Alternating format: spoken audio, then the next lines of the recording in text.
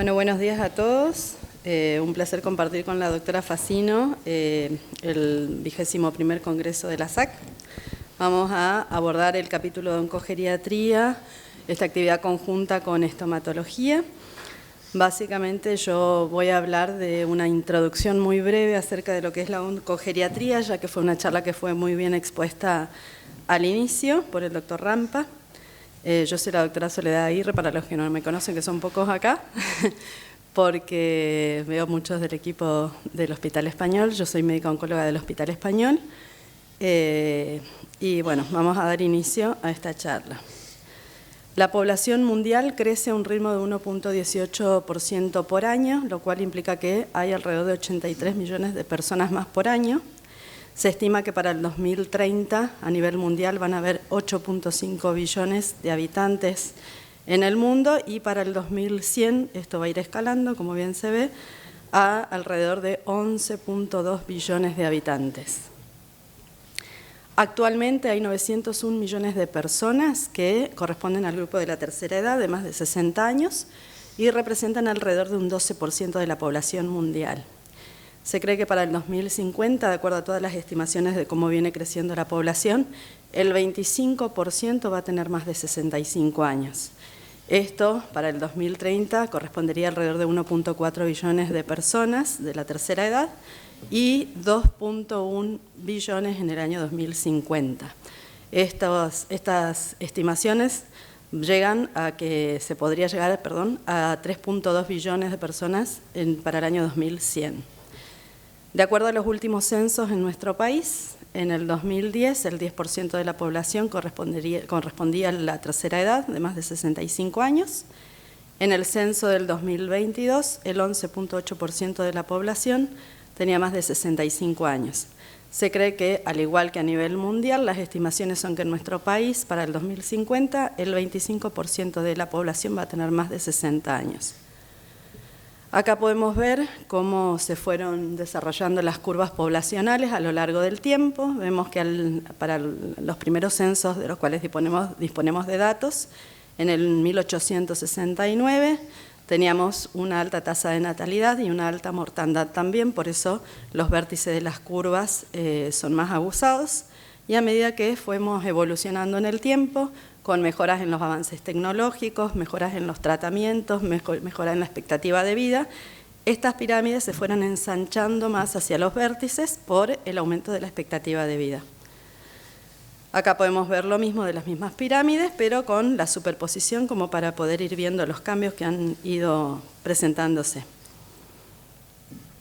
Las personas de más de 65 años tienen 11 veces más riesgo de desarrollar tumores que los pacientes entre 25 y 44 años y 2 a 3 veces más riesgos que las personas de 45 a 64. ¿Por qué es importante hablar de la oncogeriatría? Porque, de acuerdo a cómo venimos viendo que va creciendo la población de la tercera edad a lo largo del tiempo, se cree que para el 2030 el 70% de los tumores se van a diagnosticar en este grupo etario.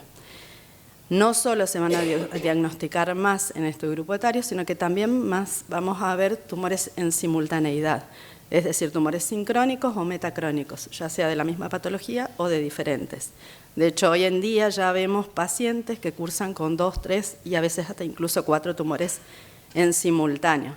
Con lo cual es importante ver cuál es la prioridad del tratamiento, ¿no? Bueno, acá vemos que con el envejecimiento poblacional aumenta la incidencia de los tumores, pero así como aumenta la incidencia de los tumores en la tercera edad, es un paciente mucho más complejo, porque acá ya no solo hablamos de la patología oncológica, sino tenemos que evaluar todas las comorbilidades y todas las situaciones con las cuales se presenta este paciente en la consulta. Y acá ya introducimos lo que son los síndromes geriátricos. Es un paciente que ya viene con otra serie de riesgos, con otro terreno. Ya tenemos que hablar de la sarcopenia, de la pérdida de la masa muscular, de la polifarmacia, porque son pacientes que ya vienen polimedicados por otras patologías crónicas. Ya hay un deterioro cognitivo en algunos casos, síndromes confusionales, incontinencias, la inmovilidad. el deterioro funcional del paciente, que todo esto son factores que hacen de que tengamos un paciente mucho más frágil en la consulta. Mucho ya hemos hablado también de fragilidad en la charla previa, pero bueno, es el paciente con el que nos encontramos en el consultorio. ¿Cómo veníamos evaluando o cómo evaluamos en la práctica clínica habitual a estos pacientes? Con las escalas funcionales de Coby-Karnofsky, que la gran mayoría la usamos en el consultorio. Esta es una escala que solamente nos sirve para evaluar el paciente oncológico y nos va a ayudar a ver cuál es la expectativa de vida de ese paciente, que puede ir cambiando en el transcurso de meses o incluso días. Esta escala, estas dos escalas, nos han ayudado mucho para evaluar la supervivencia de los pacientes y poder definir a qué paciente está en condiciones de ser tratado y de afrontar los riesgos también que implica un tratamiento oncológico que también es invasivo. Nos sirven mucho estas escalas ¿para qué? Para tomar justamente estas decisiones clínicas y a su vez también son las escalas que se utilizan en los estudios de ensayos clínicos. También es importante acá tener en cuenta que la gran mayoría de los ensayos clínicos tienen un punto de corte de entre 65 y 70 años, con lo cual el grupo poblacional que vemos en oncogeriatría muchas veces no están incluidos en estos estudios, de los cuales nosotros los cuales usamos para poder tomar conducta, ¿no? Traspolamos poblaciones. Bueno, estas son las escalas que ya todos conocemos, pero muchas veces lo que es habitual en la práctica clínica en el paciente en oncogeriatría es insuficiente para explorar la complejidad con la que vienen estos pacientes. Debido a todo esto es que desde el 2005 ya la Sociedad Internacional de Oncología Geriátrica nos indica que debemos, o sugiere, que recomienda que tenemos que incluir la valoración geriátrica integral para la toma de decisiones de los pacientes de la tercera edad.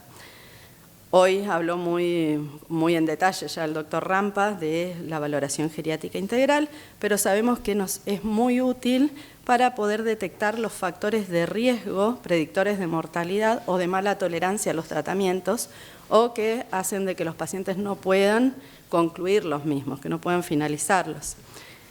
Hoy también lo explicó con detalle la valoración geriátrica integral, pero esta consta de 4 aristas en las cuales vamos a tener que evaluar la parte clínica, la parte funcional, para ver el grado de independencia y de autonomía para las actividades diarias de los pacientes, evaluar la parte cognitiva emocional, que muy bien lo expusieron también las psicooncólogas, y ver la parte social, que es muy importante para detectar cuáles son las situaciones de mayor fragilidad a la hora de afrontar los tratamientos, ¿no? Y así es como entramos en este terreno, o sea, ingresamos en este terreno el concepto de fragilidad. ¿De qué hablamos cuando hablamos de fragilidad? De que hay una pérdida de la reserva fisiológica en el mecanismo de homeostasis que tiene el organismo, y esto lleva a una disminución en la capacidad de adaptación al estrés, tanto externo como interno. Y cuando hablamos de estrés, muchas veces hablamos de justamente todos los efectos adversos que pueden provocar los tratamientos que implementamos, ¿no? Este estrés al que sometemos al organismo del paciente de la tercera edad aumenta la vulnerabilidad para las complicaciones severas y a su vez de estos tratamientos oncológicos, ¿no? Y con esto viene acarreado también el aumento del riesgo de la mortalidad.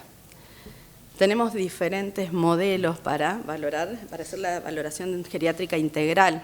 Es una charla que sería muy amplia, pero básicamente saber que existen diferentes índices y escalas que son para valorar la parte funcional, la esfera mental, la parte social, nutricional, las comorbilidades con las que vienen estos pacientes, los síndromes geriátricos con los que se presentan y acá ya hablamos de la polifarmacia, es decir, de las interacciones medicamentosas a las que nos enfrentamos, ya que son pacientes que vienen politratados por otras patologías crónicas, hipertensión, diabetes, algunas alteraciones reumatológicas.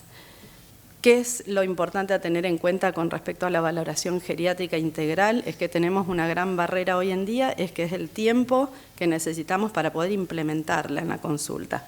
Tenemos consulta, hoy hablábamos consultas de muy cortito tiempo y la valoración geriátrica integral para que sea realmente efectiva y útil es una valoración que lleva mínimo 1 hora. ¿Qué es importante acá? El equipo, como siempre hablamos, multidisciplinario, que es lo que hablábamos también hoy, que era importante tratar de incluir en el equipo multidisciplinario, más allá de todo el personal que ya sabemos, enfermería, las psicooncólogas, los médicos, los radioterapeutas, cirujanos, el estomatólogo, bueno, dentro de todo este equipo multidisciplinario, en oncogeriatría sería importante tener un geriatra, porque es el que nos va a ayudar en esta parte de la evaluación inicial del paciente, ¿no? Es una evaluación multidimensional y nos lleva a un proceso de análisis para poder crear un plan de intervención adecuado de acuerdo a cada individuo, no a la patología, sino a cada individuo en sí, con la fragilidad que cada uno trae. Las complicaciones que se dan con los tratamientos oncológicos son múltiples, pero sabemos que a nivel de la cavidad bucal son comunes y especialmente se dan en aquellos pacientes con tumores de cabeza y cuello. Es fundamental poder hacer una prevención de estas complicaciones. Hablábamos con la doctora hoy de que es fundamental tener una valoración odontológica previa al inicio de los tratamientos, que muchas veces no tenemos esa disponibilidad hoy en día, pero a su vez también es importante el control de las complicaciones futuras que se pueden ir dando, ¿no?, en el tratamiento del paciente oncológico, porque esto aumenta la calidad de vida. Estas complicaciones del tratamiento hacen que sea más difícil la recuperación y a su vez pueden ser efectos secundarios, ya sea de la patología primaria del paciente oncológica o puede darse por el tratamiento oncológico o tener otras causas, ¿no? Y por el tratamiento oncológico tenemos que pueden ser secundarias a los tratamientos de quimioinmunoterapia, y, por ejemplo, los bifosfonatos en el caso de las metástasis óseas, y complicaciones por el tratamiento radioterápico. Estas complicaciones pueden ser ya sea agudas a corto plazo o también ser crónicas, secundarias a los tratamientos, ¿no? Cuando hablamos de complicaciones y hablamos de la valoración previa del odontólogo, hay que aclarar que no cualquier odontólogo está entrenado o tiene la mirada para poder ver y actuar. Los bifosfonatos, porque no solo son dentro del área oncológica, hoy son de uso masivo. El problema principal es como el efecto o la complicación es como la que produce la radioterapia, donde también hay un desconocimiento por parte del odontólogo general. Es común en un congreso, en ámbitos así, donde la pregunta, ¿cuánto tiempo después de que fue irradiado se puede hacer una exodoncia? Pregunta mal formulada, porque no importa el tiempo. La osteoradionecrosis, que es la complicación que hay que evitar, puede ocurrir 50 años después de que el paciente recibió la radioterapia, porque el daño que hace la radioterapia en el tejido no prescribe, permanece siempre. El bifosfonato, en cambio, el efecto se va después de una década, porque es tan buena la quelación que hace que no es que suspendo la ingesta del medicamento y puedo actuar. Otra vez, no es el bifosfonato el que produce la necrosis o la complicación, sino la maniobra o la falta de maniobra o del protocolo que debe hacer el odontólogo. Habitualmente, cuando se hace una exodoncia, se deja sin sutura, sin antibiótico. En estos casos hay que actuar de una manera particular para prevenir la complicación. Hay que hacer un manejo igual.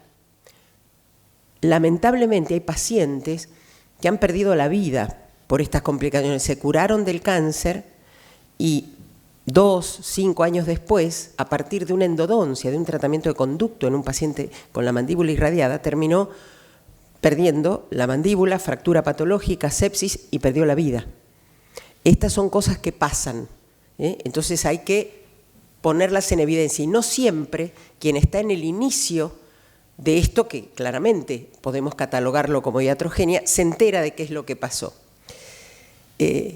Como bien decía Sole, hay amplias complicaciones según de distinto origen, digamos, en distintos momentos.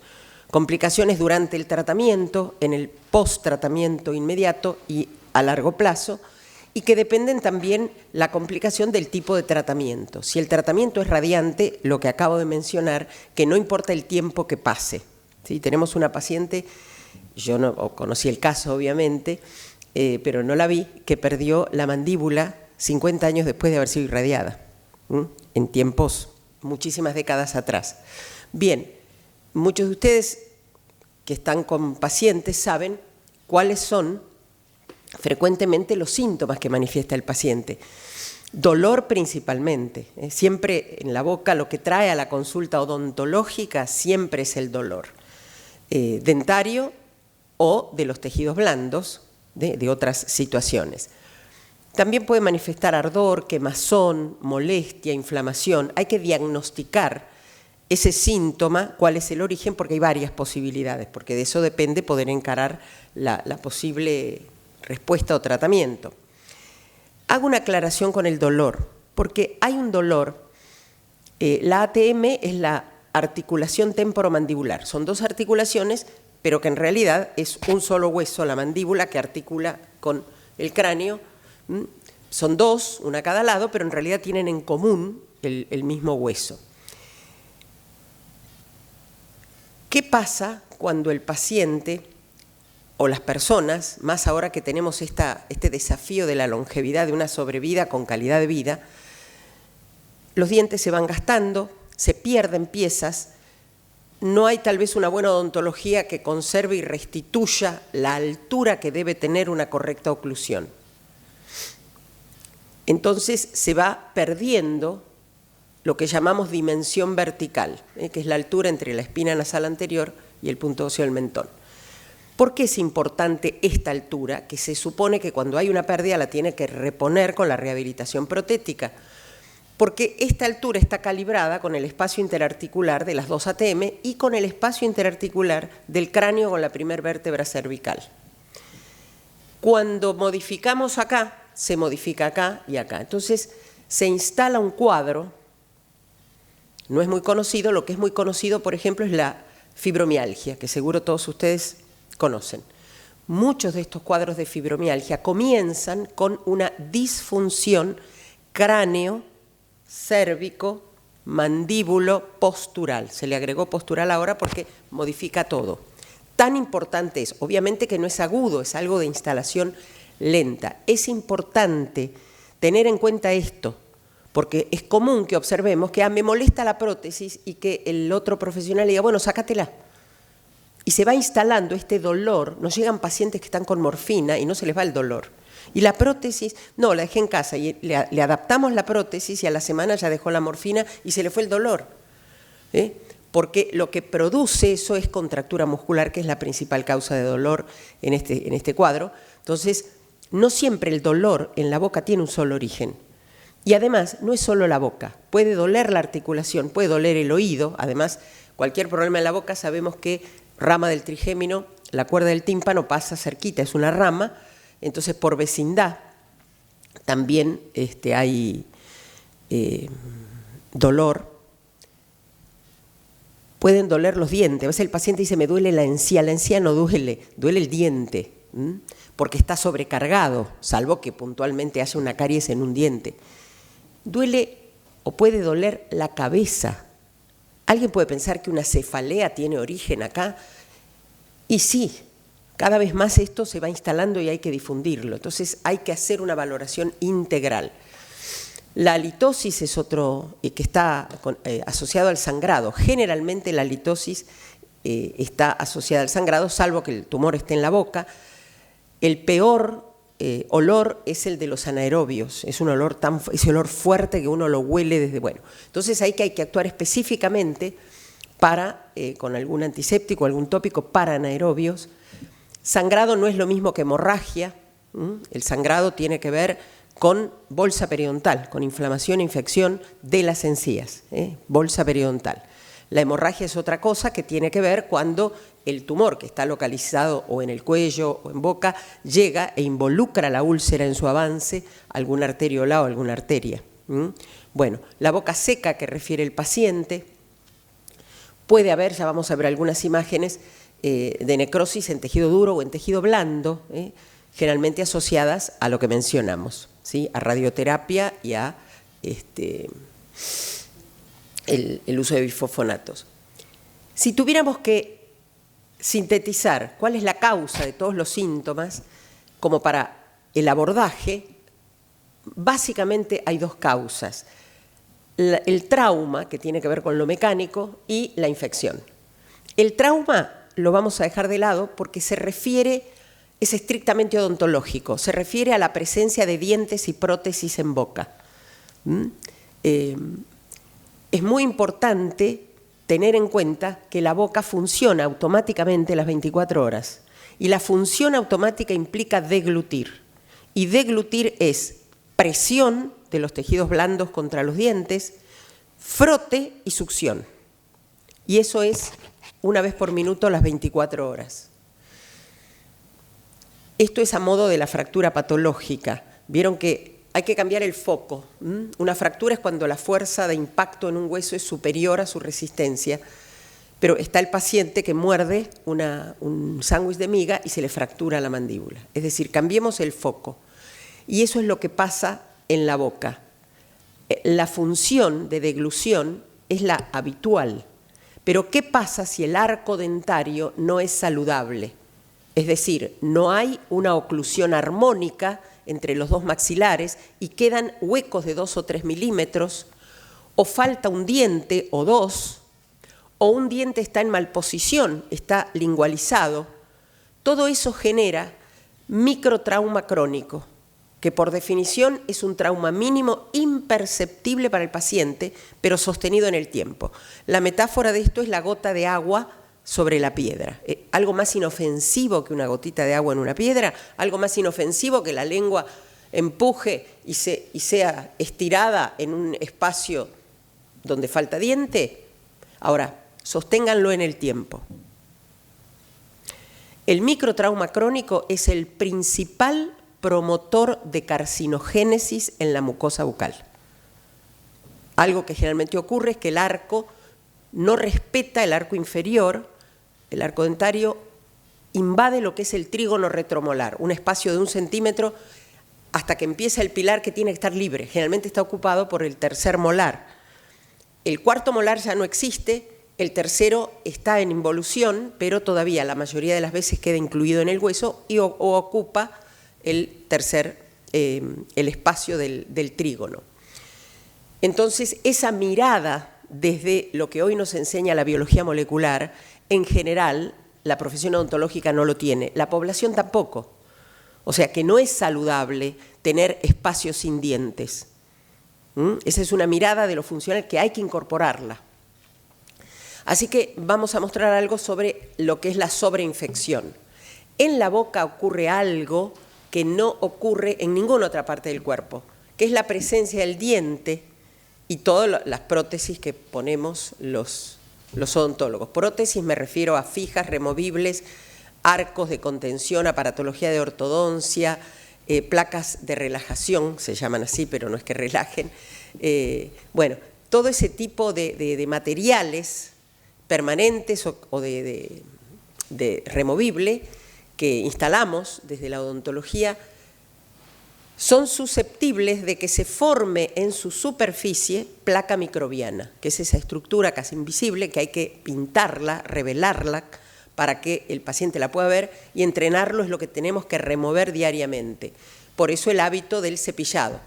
Dentario, porque se ha puesto de moda el cepillado de los tejidos blandos, de la lengua, de las mejillas, de la encía. No, los tejidos vivos descaman, no se forma placa microbiana sobre ellos. Entonces hace daño, es un hábito que hace daño, aunque se ha instalado y hasta algunos profesionales lo recomiendan, no es recomendable.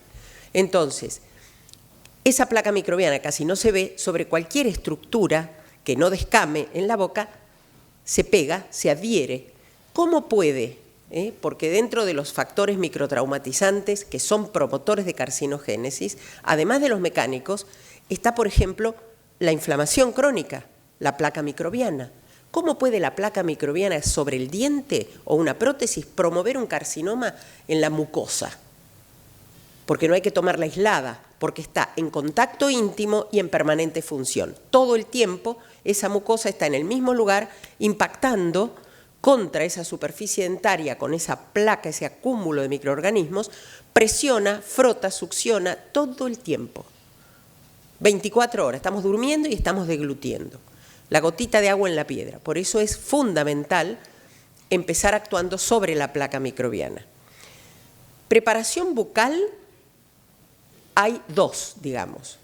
La primera, que es esto que estoy hablando, que es lo básico, es la preparación, implica trabajar sobre trauma y sobre infección, que hay que hacerlo aunque el paciente no sea oncológico, se va a operar de un apéndice, lo que sea, o simplemente para tener la boca sana y el cuerpo sano, porque no es que hay una salud bucal ajena a la salud del individuo.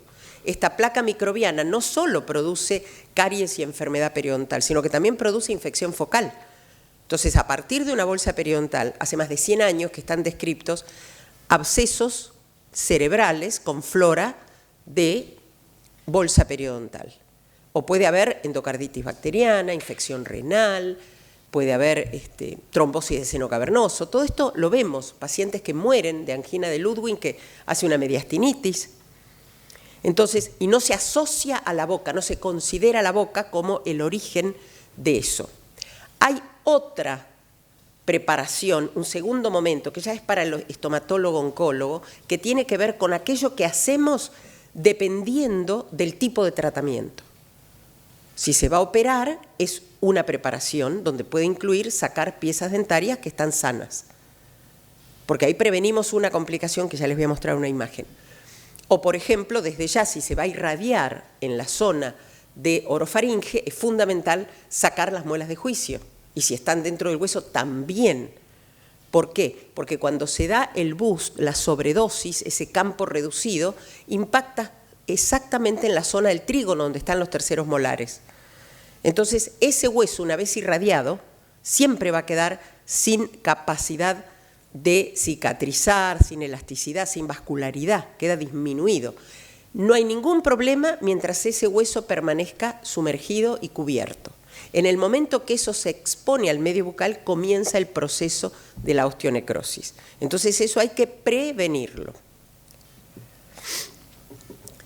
Es fundamental hacer un revelado de placa. Acá uno mira y dice, bueno, sí, está un poco inflamada la encía, porque la paciente tiene un líquen y está en actividad en este momento, pero si uno mira los dientes no nota gran diferencia, pero miren cuando uno hace el revelado. Observen, acá no toca el cepillo en este diente que está, fíjense que está como un poco más hundido que estos dos. Fíjense que no llega el cepillo. Todo esto que se ha pintado, ¿ven? Eso es un revelado de placa. Si a ustedes nunca en su vida le pintaron los dientes, no tienen un buen odontólogo. Le pueden dar mi teléfono, me hago cargo de lo que digo. Otra infección muy frecuente es la infección de la candidiasis crónica. Y lo que vemos, generalmente ustedes verán esto es un caso extremo, pero bastante frecuente en los pacientes inmunosuprimidos, donde tenemos estas estructuras que son pseudomembranas. Todos conocemos el muguet, que es la pseudomancha, la candidiasis aguda, que fácilmente uno la remueve. Esto que está en los libros como candidiasis pseudomembranosa o membranosa, no es distinto, es el mismo cuadro, es el mismo muguet inicial, que si no se remueve, se va espesando, digamos, va tomando consistencia y entonces tiene ya un espesor que no podemos hablar de pseudomancha y hablamos de pseudomembrana. Afecta, por supuesto, cualquier parte de la boca. Esto ya lleva muchísimo tiempo así y no se va a ir solo. La boca requiere tratamiento artesanal. Esto no lo curan con fluconazol. Es como ducharse con el paraguas. El buche infame que anda por ahí dando vuelta, les ruego que no lo usen. Ese cóctel, lo único que alivia un poco es la lidocaína. Usen gel, la lidocaína al 2%, gel o jalea, punto, solo. Lo que hay que usar acá, ahora ya el micostatin, no sé si está, cambió, está Denver, perdimos el Dactarin, o sea, que era un gel que era muy bueno. Es acuoso. Si yo lo mezclo con lidocaína, con milanta. Milanta es para la mucosa gástrica intestinal, no es para la boca. Entonces, lo desperdicio, gastamos dinero y perdemos la posibilidad de que sea útil. Entonces, hay que, cualquier antimicótico tópico que yo aplique acá no es efectivo. Es como hacer una curación en una costra del labio y sobre la costra ponemos la crema humectante. Ducharse con paraguas. Observen que toda la topografía de la boca está afectada. El paciente come alimentos duros, traga, eso no se va solo si yo no lo remuevo. Observen el paladar acá con un espejo, visión indirecta. Esto, por supuesto, es lo que produce una lesión en beso o en espejo en la lengua, que está permanentemente en contacto. Acá tenemos una lengua que ya es un cuadro que se llama lengua vellosa negra, puede ser lengua vellosa blanca, porque una de las manifestaciones semiológicas de la cándida es que hace hipertrofiar, hace crecer las papilas filiformes del dorso de la lengua. La lengua tiene 4 tipos de papilas. Todo el dorso tiene las papilas filiformes, que son, el nombre viene porque son como pelitos finitos, que tienen el tercio superior paraqueratinizado. Por eso es lo que le da a la lengua en el dorso ese color blanco grisáceo.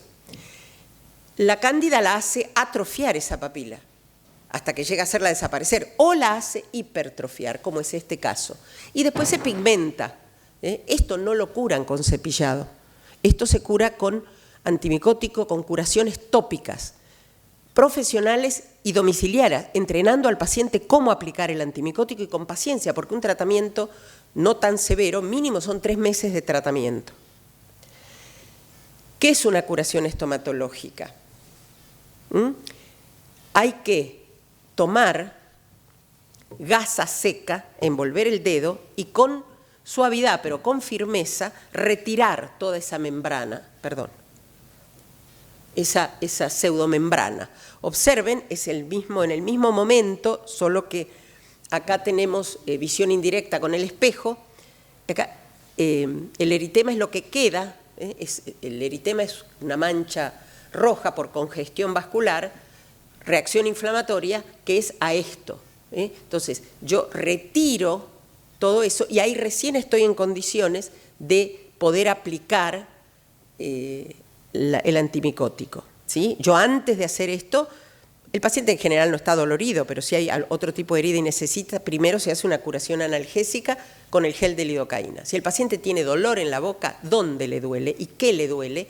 Si hay alguna herida o el gel, yo le digo al paciente como una cucharada sopera, buena cantidad de gel, sin que el pomo, que tiene un aplicador, el gel, porque en realidad en su origen es de uso proctológico, es para otra mucosa, pero es muy útil porque siempre tiene una consistencia fluida. La viscosa, que es como que la que está hecha para la boca, a veces queda una bolita, es tan dura que daña si uno la quiere aplicar. Es para un uso en un paciente donde uno va a dar la anestesia y entonces antes de dar un aboncito lo utiliza, pero no es para estas curaciones. Ahí tiene que ser el gel o jalea.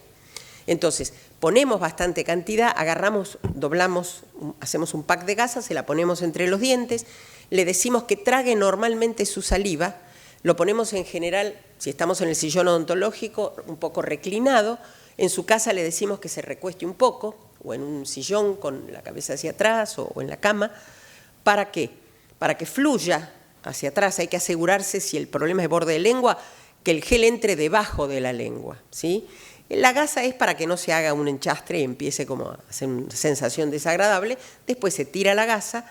Esa curación el paciente en su casa 10-15 minutos antes de comer. Después se enjuaga. Una vez que hizo efecto, se enjuaga con agua en la canilla y puede comer.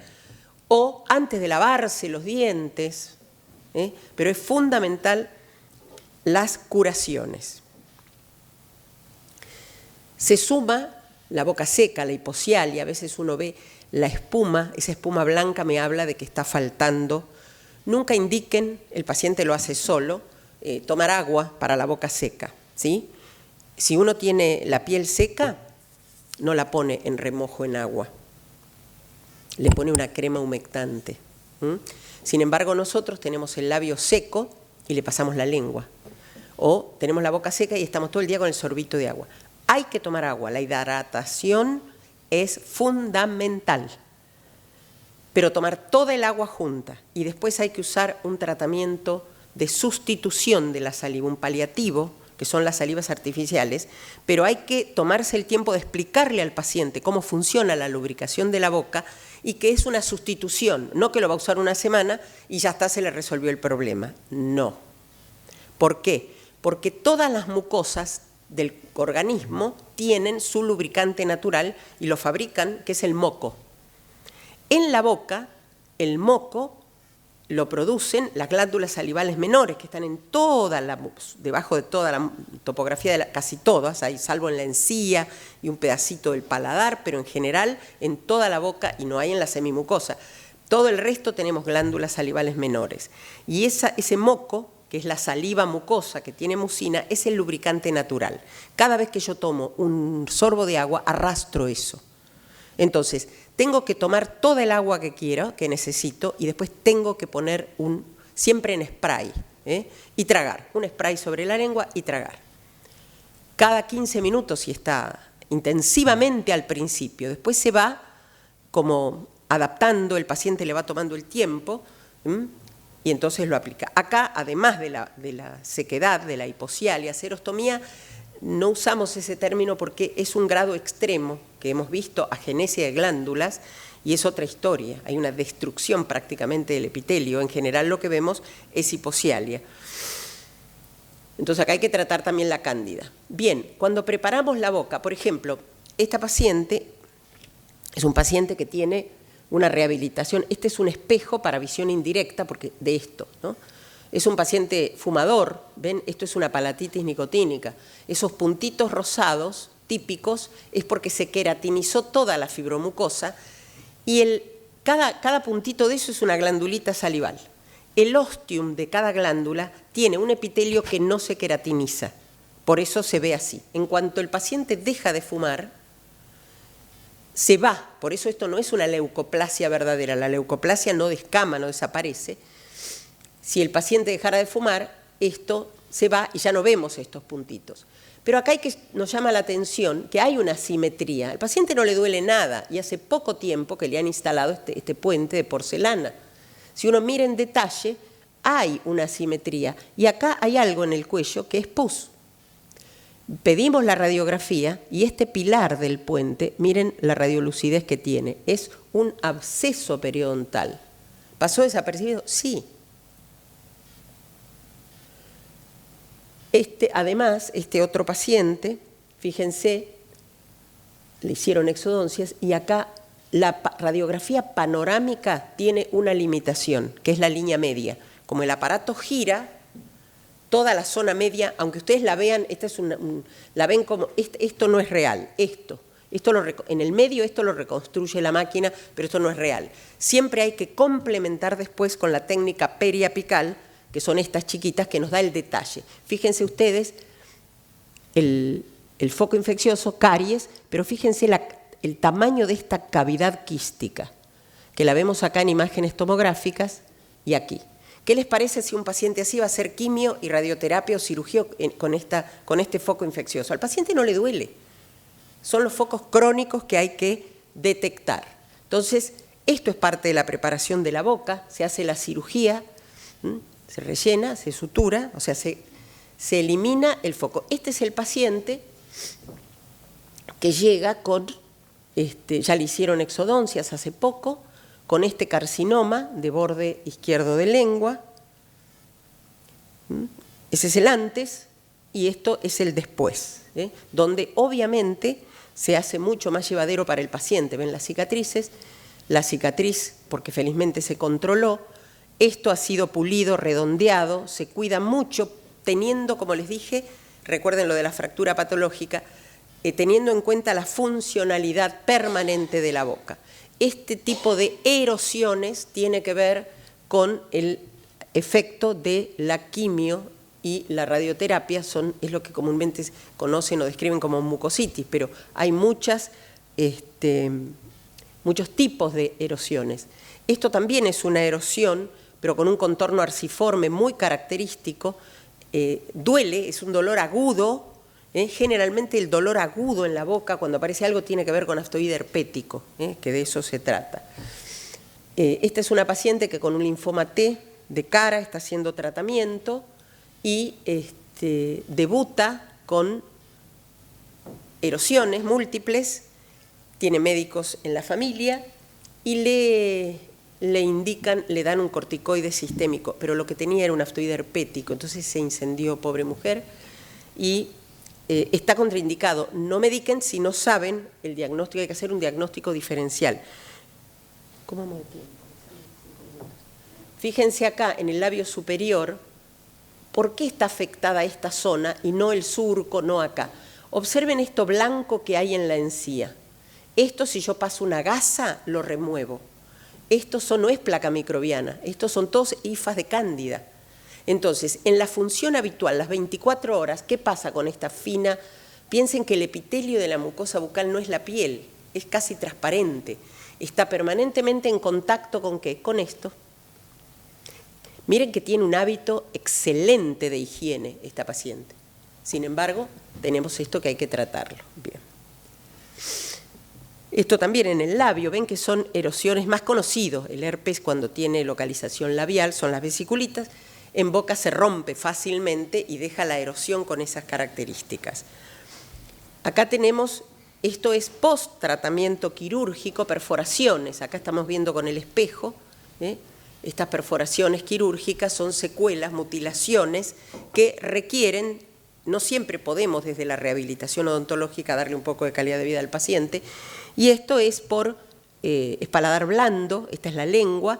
Estas perforaciones son por radioterapia, es necrosis en tejido blando. Puede haber fístulas, esto es conocido cuando no se logra el control o se sobreinfecta o en los posoperatorios, y esto requiere, porque hay que ver si en boca esto no está en relación a algún foco dentario. Entonces el antibiótico, la infección odontógena no la cura. Esto también son que supuran durante mucho tiempo, se cultiva, se da, pero hay que hacer un seguimiento. Esta es una complicación que suele ocurrir, como les decía, esta preparación bucal que hay que hacer específica. Si el paciente le van a hacer, como en este caso, le hicieron una técnica de quirúrgica que es mandibular swing, se corta la línea media para poder, cuando el carcinoma de lengua, por ejemplo, es muy posterior, técnicamente para poder acceder, se corta la mandíbula, se abre para que pueda haber acceso y después se vuelve a poner en su lugar. Entonces, ¿por dónde pasa la sierra el cirujano? Entre dos dientes. Si no tienen cuidado, esta paciente sufría muchísimo dolor en su posoperatorio, que la morfina no lo calma, y es dolor de pulpitis, dolor dentario. ¿Por qué? Porque le pasaron la sierra entre los dos dientes, los volvieron, pero esto ya no es viable, ese diente ha perdido su vitalidad, y hasta que se llega a necrosar duele muchísimo.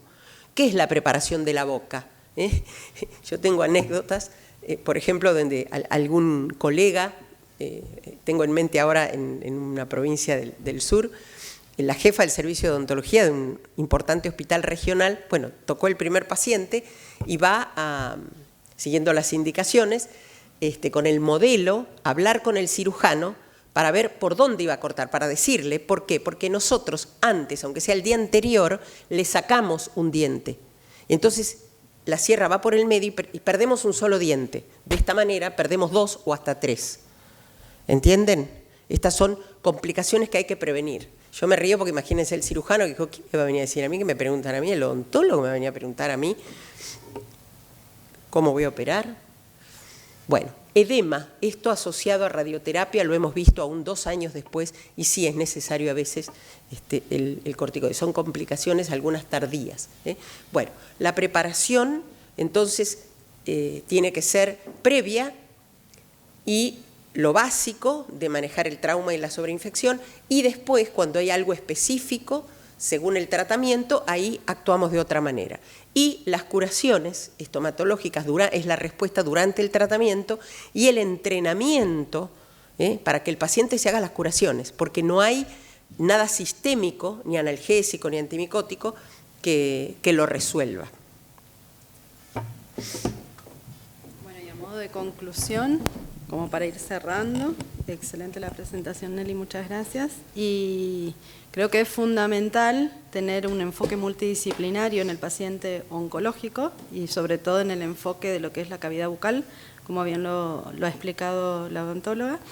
Es necesario tener una preparación previa a los tratamientos para poder prevenir todas estas complicaciones que son muy importantes, poder prevenirlas para que podamos tener una mejor calidad de vida del paciente y disminuir el riesgo de estas grandes complicaciones que hasta incluso pueden aumentar la mortalidad. Es fundamental, más allá de tener al oncogeriatra, que habíamos dicho que es fundamental integrarlo a nuestro equipo, también es necesario que contemos con estomatología como para poder prevenir, tratar y disminuir los riesgos de complicaciones a nivel de la cavidad bucal. Muchas gracias.